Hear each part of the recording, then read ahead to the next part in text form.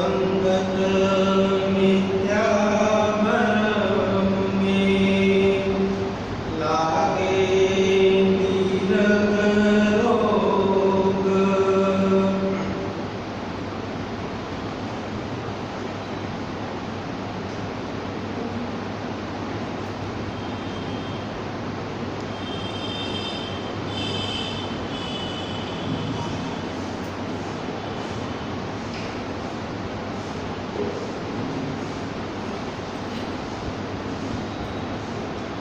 इसमें और विशेषकर भारत तो संतों ऋषियों की भूमि रहा है, लेकिन यहाँ पर बहुत अधिक महिला संत भी भारत में। मीरा को हम सुनते हैं, सीता को सुनते हैं, उनका जीवन पढ़ते हैं, सावित्री का जीवन पढ़ते हैं। इसी प्रकार संत राबिया हुई, संत सहजोबाई।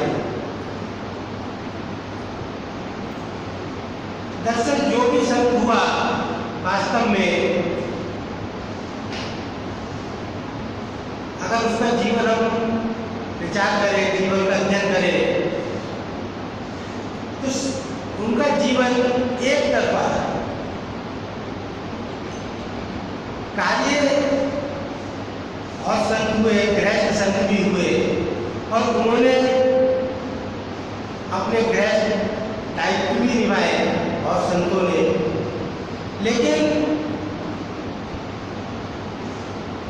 जैसे हम पूरे तरह संसार में डूबे होते हैं और नाम ये लेते हैं कि हम दायित्व है पर, तो जो मुख्य दायित्व था जिसके लिए मनुष्य का जीवन मिला, बहुत बार सुना है, इतना समय हो गया कि जो मुख्य कारक था, जो इस मनुष्य जीवन का उद्देश्य था, वो तो एक साइड हो गया, उसको तो भूल गए। और संसार का हर समय हम रोना होते हैं कि हमें ईश्वर भक्ति की तो बात करते हैं, लेकिन ये दायित्व हमको बहुत जरूरी है। तो जो दायित्व ईश्वर ने दिया, जिसके लिए मनुष्य का जीवन मिला, वो एक तरफ हो गया, वो बिल्कुल लास्ट में हो गया। और संसार के दायित्व भी सारा जीवन निभाई लेते हैं, इसलिए हम सारा जीवन जहाँ पर खड़े थे वहीं खड़े रहे। और संतों का देखें, उनका मुख्य उद्देश्य क्या था? जिस उद्देश्य के लिए जीवन मिला, संसार के कर्म अपना केवल दायित्व मात्र निभाते हैं। किस प्रकार?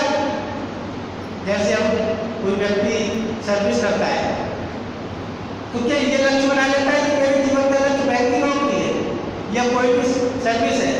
भाई वो ये कर्तव्य है उसका, आज से पैसा ले रहा है, अपना कर्तव्य मानकर उसको निभाता है। जैसे ही ड्यूटी पूरी हुई, अपना जो मुख्य काम है जिसको परिवार का समझते हैं, उसको फॉलो आ जाता है, वो केवल वहीं तक सीमित है। लेकिन हम लोगों ने पूरा शरीर से, मन से, बुद्धि से, आत्मा से, जितनी हमारी शक्तियाँ हैं, पूरा 100% हम संसार की आसक्ति में डूबे और नाम ले लेते हैं कि शाम उस पर बड़ी ही बन जाती है।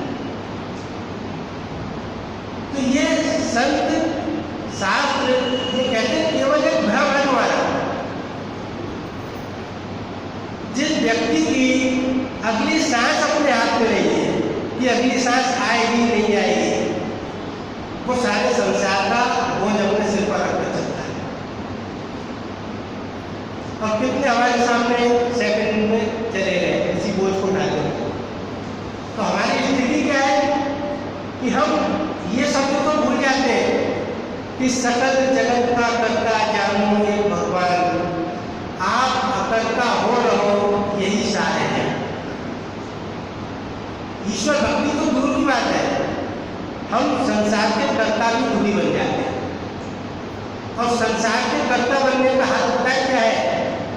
जैसे संसार में उदाहरण देते हैं कि कोई व्यक्ति ट्रेन में जा रहा है या किसी सवारी में कहीं की यात्रा कर रहा है, तो सवारियों ने देखा कि ये व्यक्ति ट्रेन में चढ़ा हुआ है, हम लोग बैठे हुए हैं और ये जो सामान है वो अपने सिर पर ही रखे हुए हैं।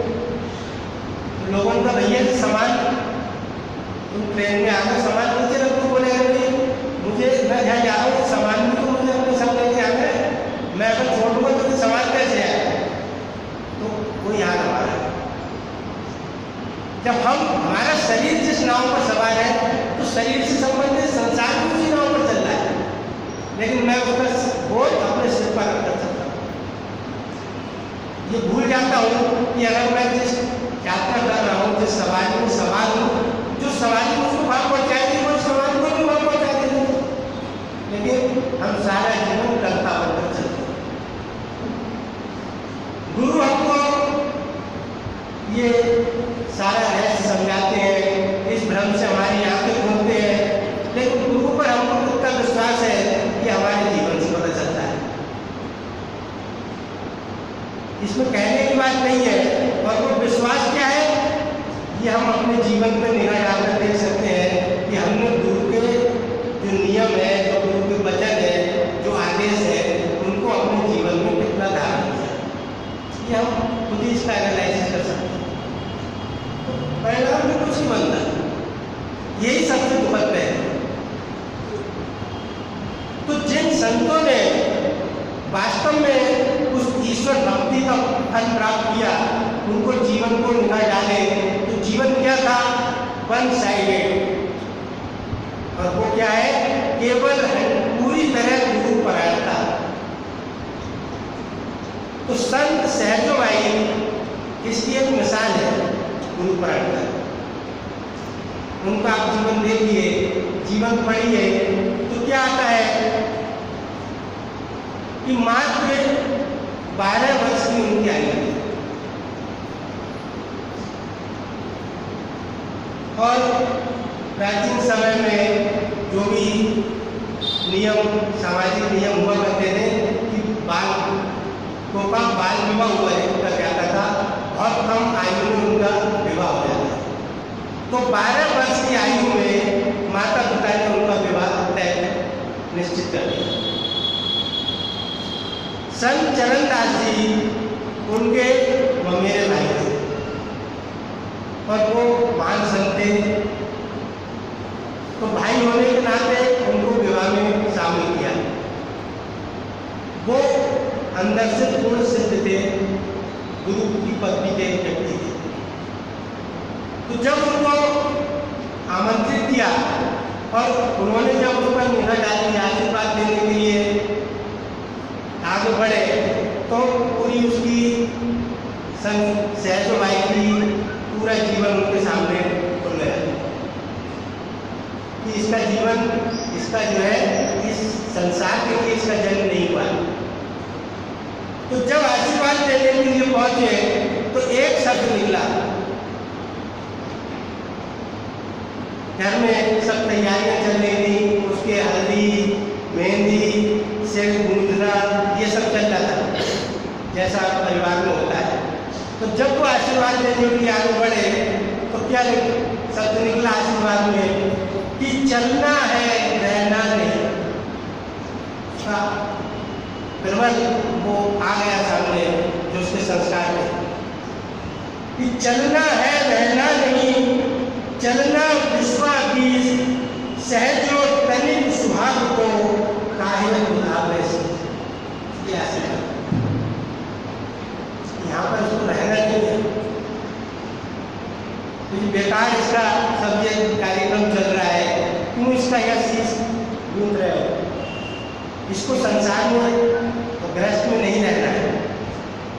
तो लिखा कि चलना है, रहना नहीं, चलना विश्वास सहजो तनिक सुहाग को काहे उठावे शीश। जरा से क्षण भर के सुहाग के लिए क्यों अपना शीश उठा रही है, क्यों जीवन बर्बाद कर रही है? तो पता है कल का घर में जब उसका ये शब्द सुने तो उसका संस्कार जागृत हो है और कोर्ट पर खड़ी। उन्होंने उनके चरण पकड़ लिए और कहा कि अब मैं शायद विवाह नहीं कर सकता। जिस घर में विवाह की तैयारियां चल रही थी, सारे सब उनके सब कार्य हो रहे थे, जब जब उसने साफ मना कर दिया कि अब मैं विवाह नहीं कर सकती, वहाँ रोना पीटना बच गया कि अच्छा हमने इनको बुलाया आशीर्वाद देने के लिए, इन्होंने तो हमारे घर पे बुलाया। अच्छा खासा सब शुभ कार्यक्रम चल रहे थे, शुभ संस्कार चल रहे थे, इन्होंने सब खराब कर दिया। घर वाले लाख उसको आगे उसके आगे हाथ पैर जोड़ते रहे, विनती करते रहे, रोते रहे। उसने साफ मना कर दिया कि मुझको विवाह नहीं करना।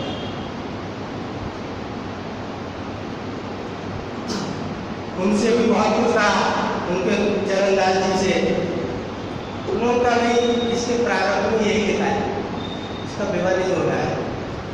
बहुत नाराज हुए घर वालों ने, जबरदस्ती कहा नहीं, इसका विवाह होकर रहेगा, क्योंकि हमने सब तैयारी कर। जब किसी की नहीं चली, वहाँ से बारात चली, और जब बारात चली तो बड़े शान शौकत से वो लोग बारात ला रहे थे, और उसमें बारात में आतिशबाजी हो रही। और जब आतिशबाजी हुई बारात में तो अचानक घोड़ा बिदक गया, और जब घोड़ा बिदक गया तो वो बारात को रौनकों को भागा और जाकर एक पेड़ पे टकरा गया। और जब पेड़ पे टकराया तो उस बल्कि वहीं पर मर गई। ये सहज भाई की कथा है। उसी दिन बारात में ही उस बल्कि मृत्यु, घर वालों का सब सामने उनके दिख गया। सबने फिर गुरु चरणदास के उनके जो थे भाई, उनके चरण पकड़ लिए कि महाराज आपने सही कहा, इसके बाद वो विवाह नहीं किया। और फिर वो अपने गुरु के संग चली गई। अब ये क्या होता है कि जरा सा एक गुरु ने बात कहा, बस वो बात जरा सी उम्र कितनी सी थी, 12 साल की, लेकिन उसके अंदर तीर की तरह काम कर रहा। यह बात क्या है कि संस्कार इतने शुद्ध है कि जैसे कहते हैं बिल्कुल सूखी हुई रुई होती है। सूखी हुई रुई ये बिल्कुल शुद्ध संस्कार वाली बात है। और उस रुई में जरा सी एक चिंगारी पहुंच जाए, फिर आग लगनी लगती है, बचती नहीं। यहाँ तो रुई इतनी गीली है कि उस पर कुंड तो पानी है, चाहे उसे भट्टी में डाल दो फिर भी सुलगती है। थोड़ी देर धुआं दिखाई देता है, जितनी देर सत्संग होते हैं उसके बाद वो रुई हटती है। जीवन इसी पर हो गया। भगवान बुद्ध का जीवन आता है कि एक बार एक रोगी को देखा, एक बार एक वृद्ध को देखा, उनका भी भविष्यवाणी हो गई थी कि ये भी संसार में रहने वाला नहीं है। तो उनके पिता ने बहुत प्रयास करे कि इसको कभी बाहर मत निकालना, इसको सारे सुख साधन महल में उपलब्ध करवा दो। ऐसी स्थिति कभी ना आए कि ये संसार में बाहर निकले और इसको दुखी दिखाई दे या रोगी दिखाई दे, कि इसके मन में वैराग्य हो। एक बार निकल गए, जब निकल गए तो एक बीमार व्यक्ति को देख लिया। उसने तो कभी देखा ही नहीं था सुबह में अपने राजमहल के कि कोई बीमारी नाम की चीज़ होती है। तो पूछा ये व्यक्ति कैसा करा रहा है।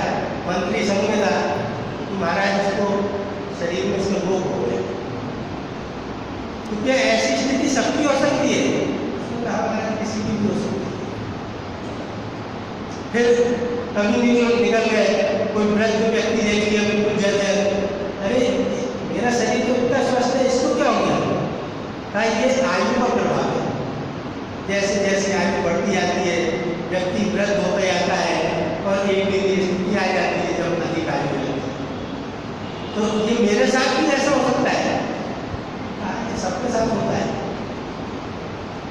फिर एक दिन वृद्ध व्यक्ति देख लीजिए ये क्या हो रहा है, इसको लोग लेके जा रहे हैं और उनका इस व्यक्ति की मृत्यु हो गई। ये क्या होती है? बोले ये सबकी मृत्यु होती है, जिसका जन्म हुआ उसकी मृत्यु निश्चित है। तो मेरा भी यही हाल होगा, उनका सबका होगा। खत्म थे, निकल पड़े। तो इसका कोई उपाय है? कि ये ना देखना पड़े। संसार में तो कोई नहीं बता सकता, बस वो उसकी खोज में निकल गए। और फिर क्या देख रहे हैं, फिर ये स्थिति आ गई कि एक दिन साधना की वो अवस्था है कि एक वृद्ध व्यक्ति आ रहा था, लोग उनके पास आए दर्शन करने कि महाराज हमारे भाई की या पिता की मृत्यु हो गई। तब उनको उपदेश दे रहे हैं कि संसार में शरीर मरता है, आत्मा नहीं मरती। फिर ये स्थिति आ गई। तो ये सब हमको सिखा रहे हैं, उसी स्थिति को प्राप्त करने के लिए मनुष्य का शरीर मिला। लेकिन यहाँ तो संसार के भोगों से, संसार की आसक्ति से, संसार के सुखों से फुर्सत नहीं। राम सब शास्त्र कहते हैं कि ईश्वर अंश जीव अविनाशी चेतन अमल सहज सुखराशि। ये लाइन बड़ी महत्वपूर्ण है। जीव का वास्तव में स्वरूप क्या है? चेतन अमल सहज सुखराशि। सहज सुखों का सागर है, राशि कहते हैं भंडार। जीव का जो वास्तविक स्वरूप है वो सुखों का भंडार है, सुखों का सागर है। अब हम देख लीजिए हमारी क्या स्थिति है। जो सुखों का भंडार है, जो सुखों का सागर है, उस व्यक्ति की स्थिति क्या है? वो 2 पैसे के लिए भाग रहा है कि पैसे से मुझे सुख मिले। जो सुखों का भंडार है, जैसे कोई राजा हो व्यक्ति और वो कहे मुझे 2 पैसे की नौकरी दे दो। अगर उसकी मेमोरी चली जाए, कोई राजा का बेटा हो और उसकी मेमोरी चली जाता है, तो क्या हाल होगा उसका? सड़क पर घूमेगा, अपना राजपाट पर सुख गया, बड़ी दयनीय अवस्था में घूमेगा, लोगों से खाना मांगेगा, सब बेइज्जती सहेगा, सब काम होंगे तो हमारे सब होते हैं। तो जो सुखों का भंडार है, आज उसकी स्थिति क्या है? कोई भी संसार में ऐसा सुख है जो मैं दूसरे पर निर्भर रहूं? किसके लिए बताइए? मैं सुख कहता हूं मुझे सुख मिलेगा, कैसे मिलेगा? पैसे से मिलेगा, दूसरे पर निर्भरता। मुझे सुख मिलेगा, किससे मिलेगा? पिता से मिलेगा। मुझे सुख मिलेगा, किससे मिलेगा? पुत्र से मिलेगा। मुझे सुख मिलेगा, किससे मिलेगा? अच्छे खाने से मिलेगा। मुझे सुख मिलेगा, किससे मिलेगा? बहुत अच्छा मेरे पास रहने का स्थान हो। मुझे सुख मिलेगा, किससे मिलेगा? बहुत अच्छे पहनने के कपड़े हो। अपने पास की कोई चीज है ही नहीं। हर चीज सुख के लिए दूसरी चीजों पर निर्भरता है संसार में, बताइए। तो मैं तो बिल्कुल फकीर हो गया। एक पैसे के सुख के लिए दूसरे पर निर्भरता है कि ये मिले तब सुख मिले, और शायद कह रहे कि तू सुखों का सागर है। बताइए क्या स्थिति है? ये हमारी स्थिति है जिसका हमको बहुत अभिमान है। फकीरी को लिए हुए, भिखारी बने हुए, अपने कुछ है ही नहीं। सागर गए, अपना स्वरूप भूल जाए सागर, और वो अपने स्वरूप को जो समझने में एक गड्ढा होगा। फिर कैसे सुख मिलेगा? अरे भैया कोई नदी आ जाए तो मैं भर दूंगा, कोई जगह और तालाब आ जाए मेरे अंदर तो मेरी प्यार मिल जाएगी। ये आ गया अपने स्वरूप को भूल गया, तो उसकी निर्भरता इस पर है कि कोई नदी आ जाए तो मेरी प्यास बुझ जाए, कोई तलैया आ जाए तो प्यास बुझ जाए। जरा सी बात जिन वालों में पूरी नदी, तालाब, संसार का जितना पानी है वो उसी सोर्स से आ रहा है। सोर्स वही है। तलैया तो उसको जब उससे बादल पानी लेता है, वो बरसता है, तभी तो तलाई बनती है। लेकिन वो तलाई की तरफ देख रहा है कि आ जाए तो नहीं प्यार। यही हमारा। अब जिन्होंने उस स्वरूप को जान लिया उनकी क्या स्थिति है? उनको हमको पड़ रहा है सामने। माना एक पैसा था, ना कोई वस्त्र था, ना कोई बहुत सुंदर खाने के साधन थे, ना कोई बहुत सुंदर रहने के। सारा संसार आ रहा है कि महाराज हमको सुख की प्राप्ति है। वो कह रहे हैं यहाँ आनंद नहीं पा रहे। आज भी हमारी परेशानी बदल रही है, सब सुनते हुए। तो जब सहज भाई पर गुरु की कृपा हुई, उन्होंने उस प्राप्त कर लिया तो सारा फिर अब हमें महत्व क्यों नहीं पता है, दरअसल ये भी कारण है। कोई व्यक्ति किसी डॉक्टर के पास गया दिखाने और डॉक्टर ने उस पर सब समझा, उसको दवाएं मेडिसिन प्रिस्क्राइब की, उसको कुछ परहेज बताए, कुछ खाने के लिए चीज़ें बताई, वो सब किया। अब अगर वो उसको खाएगा तो उसको फायदा होगा, तो वो कहेगा हाँ वो डॉक्टर बहुत अच्छा है। तो 4 लोगों से और भी कहेगा कि भाई मैं गया था और मुझको ये फायदा हुआ, आप भी जाओ। अब हमें विश्वास और क्यों नहीं है, हम क्यों नहीं गुरु के मार्ग पर चल पाते हैं? क्योंकि हमने कभी 2 कदम बढ़ाए नहीं उनके अनुसार। 1 कदम बढ़ाया तो 4 मनमानी के साथ, 4 अपना डाइल्यूट किया तो वो 1 ड्रॉप धारण किया। उनका ये पीना 1 चम्मच पानी, हमने उसे 1 चम्मच को एक बाल्टी में डाल लिया, 1 चम्मच तुम्हारा 1 बाल्टी हमारी, अब पिएंगे। यही महाराज जी के सब चीज़ों में ये चल रहा है। सादगी में देख लीजिए, बोले हमें सादगी है लेकिन बस इतनी सादगी है बस जितनी हमारे को दिखाई दे रही है। नाम सादगी का ऐसा है, नाम सत्संग का, नाम तुम्हारा होगा सत्संग में जा रहा हूँ, बाकी 99 बातें हमारी चलेंगी। जब मन हुआ तो जाऊँगा, जब सब फुर्सत हो जाएगी तब जाऊँगा। जिस दिन देख लीजिए हम सब, एक नाम तुम्हारा होगा सत्संग का, 99 सत्य हमारी। एक नाम तुम्हारा होगा सुंदर का, 99 सत्य हमारी पीछे। जिस समय मिलेगा करूँगा, जिस दिन नहीं मिलेगा नहीं करूँगा, जितने टाइम चाहूँगा करूँगा।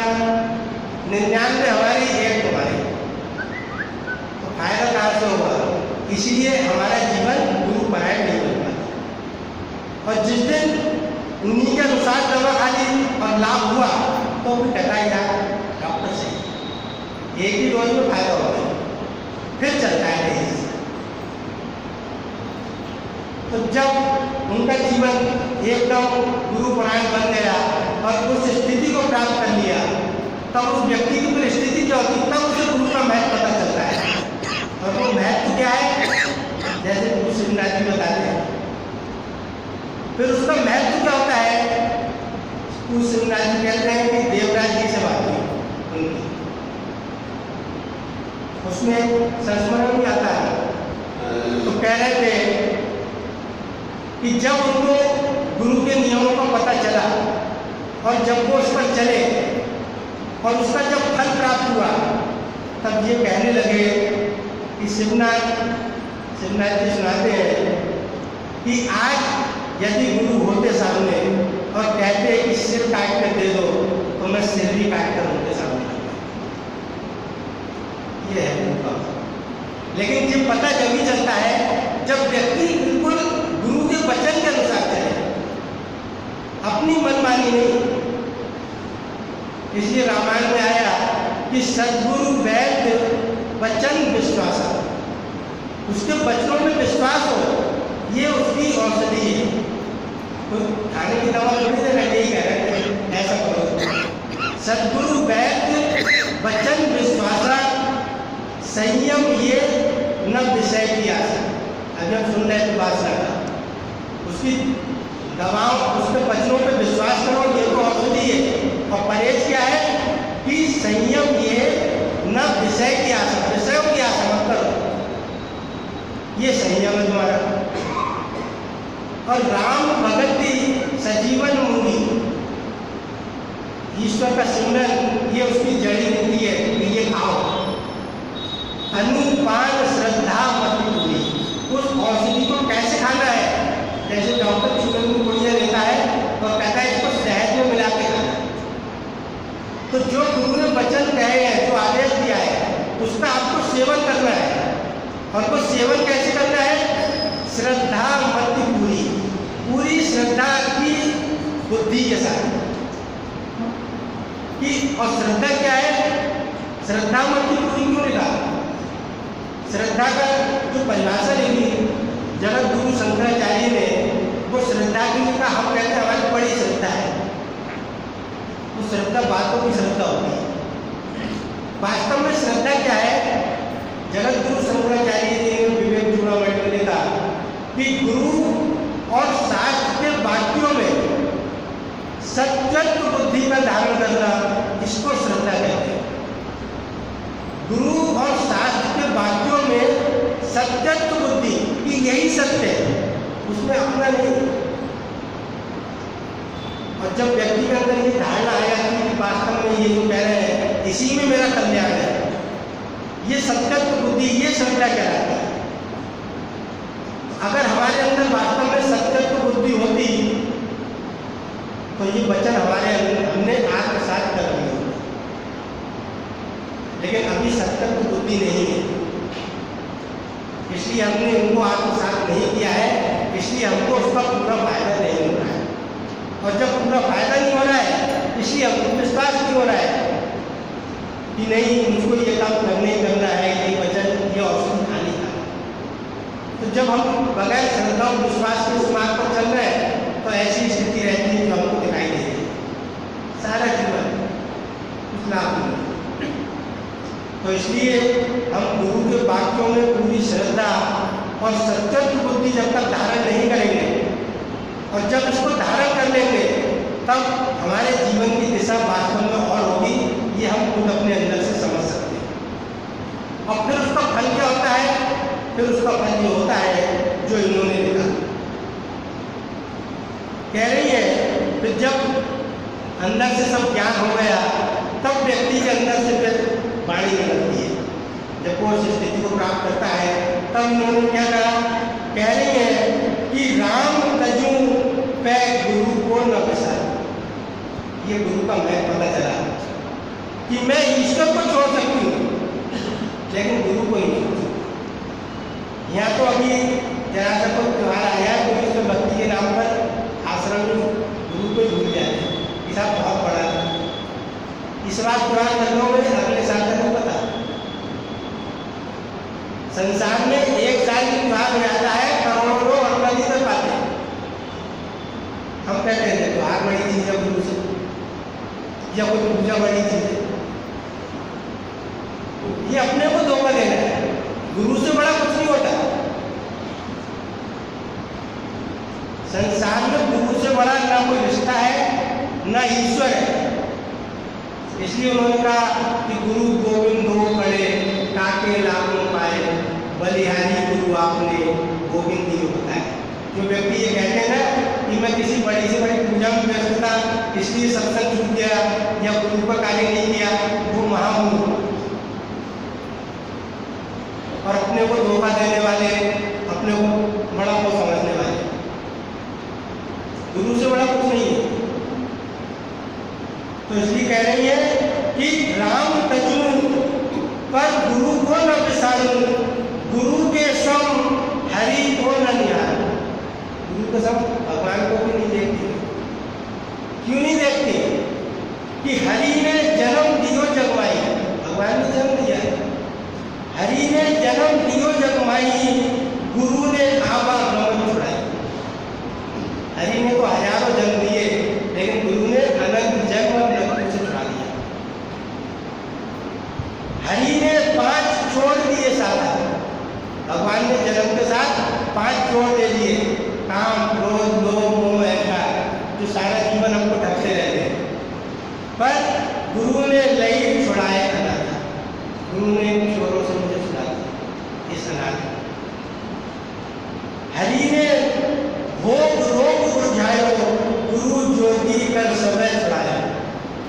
हरि ने कर्म भरम बनवायो, गुरु ने आत्म रूप दिखायो, फिर हरि बद मुक्ति गति लाए।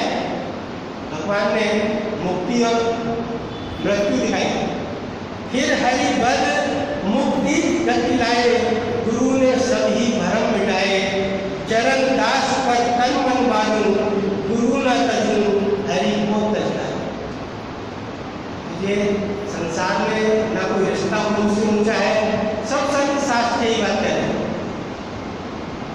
इसलिए जो बड़ा भारी अपराध हम करते हैं, यदि किसी भी संसार के कार्य के आगे जो गुरु का कोई भी वचन जो हमको आदेश दिए हैं अगर हमारा वो छूटता है, चाहे सत्संग हो